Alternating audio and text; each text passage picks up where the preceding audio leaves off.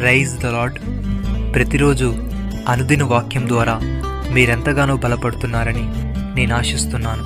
అలాగే మీరు కనుక మన యూట్యూబ్ ఛానల్ని క్రొత్తగా వీక్షిస్తున్నట్లయితే మన యూట్యూబ్ ఛానల్ని సబ్స్క్రైబ్ చేయండి, ఇతరులకు షేర్ చేయండి.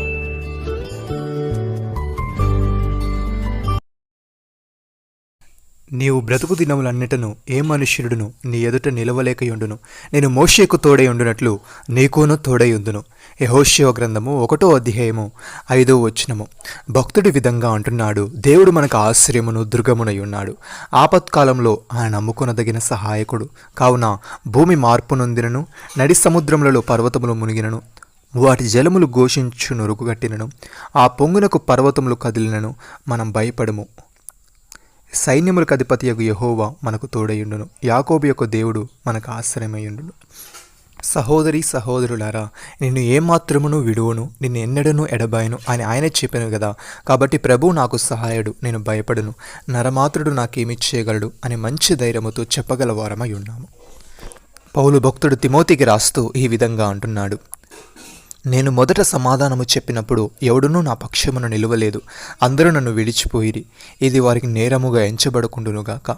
అయితే నా ద్వారా సువార్త పూర్ణముగా ప్రకటింపబడు నిమిత్తమును అన్యజనులందరూ దాని విను నిమిత్తమును ప్రభు నా ప్రక్క నిలిచి నన్ను బలపరిచెను గనుక నేను సింహము నోటి నుండి తప్పింపబడితిని. ప్రభు ప్రతి దుష్కార్యము నుండి నన్ను తప్పించి తన పరలోకము రాజ్యము చేరినట్లు నన్ను రక్షించెను. యుగయుగములు ఆయనకు మహిమ కలుగునుగాక. ప్రియమైన సహోదరి సహోదరులారా, దేవుని ప్రేమించు వారికి అనగా ఆయన సంకల్పము చొప్పున పిలువబడిన వారికి మేలు కలుగుటకై సమస్తమును సమకూడి జరుగుచున్నవని ఎరుగుదుము. ఎందుకనగా తన కుమారుడు అనేక సహోదరులలో జ్యేష్ఠుడగునట్లు దేవుడు ఎవరిని ముందు ఎరిగెనో వారు తన కుమారుతో సారూప్యము గల వారగుటకు వారిని ముందు నిర్ణయించెను. మరియు ఎవరిని ముందు నిర్ణయించెనో వారిని పిలిచెను, ఎవరిని పిలిచెనో వారిని నీతిమంతులుగా తీర్చెను, ఎవరిని నీతిమంతులుగా తీర్చెనో వారిని మహిమపరచెను. ఇట్లుండగా ఏమొందుము, దేవుడు మన పక్షమునుండగా మనకు విరోధి ఎవడు? తన సొంత కుమారుని అనుగ్రహించుటకు వెనుక తీయక మనందరి కొరకు ఆయన అప్పగించిన వాడు ఆయనతో పాటు సమస్తమును మనకెందుకు అనుగ్రహింపడు? దేవుని చేత ఏర్పరచబడిన వారి మీద నేరం మోపువాడు ఎవడు? నీతిమంతులుగా తీర్చువాడు దేవుడే. శిక్ష విధించువాడెవడు? చనిపోయిన క్రీస్తు యేసే. అంతేకాదు, మృతుల నుండి లేచిన వాడును, దేవుని కుడి పార్శ్వమున ఉన్నవాడును, మన కొరకు విజ్ఞాపనము కూడా చేయువాడును ఆయనే. నమ్మిన వారు నాతో కలిసి ప్రార్థనలో ఏకీభవించండి. మమ్మల్ని మిక్కిలిగా ప్రేమిస్తున్న మా ప్రియ పరలోకపు తండ్రి, నీవు బ్రతుకు దినములన్నిటను ఏ మనుష్యుడును నీ ఎదుట నిలవలేకయుండును.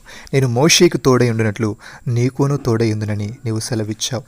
తన నీకు స్తోత్రములు. దేవా, నీవు మాకు ఆశ్రయమును దుర్గమునై ఉన్నావు గనుక, ఆపత్కాలంలో నీవు మాకు నమ్ముకునదగిన సహాయకుడు గనుక మేము భయపడక ధైర్యముగా ఉంటుకు సహాయము దయచేయమని, నేను ఏమాత్రమును విడువను, నేను ఎన్నడను ఎడబాయనని నీవే చెప్పావు కనుక ప్రభు నాకు సహాయుడు, నేను భయపడను, నరమాత్రుడు నాకేమి చేయగలడు అని మంచి ధైర్యముతో చెప్పగల వారమై ఉండుటకు కృపచూపమని, ప్రతి దుష్కార్యము నుండి మమ్మల్ని తప్పించి నీ పరలోక రాజ్యమునకు చేరినట్లు నీవే మమ్మల్ని యుగయుగములు కాపాడమని ప్రభువైన యేసుక్రీస్తు నామములో ప్రార్థిస్తున్నాము తండ్రి.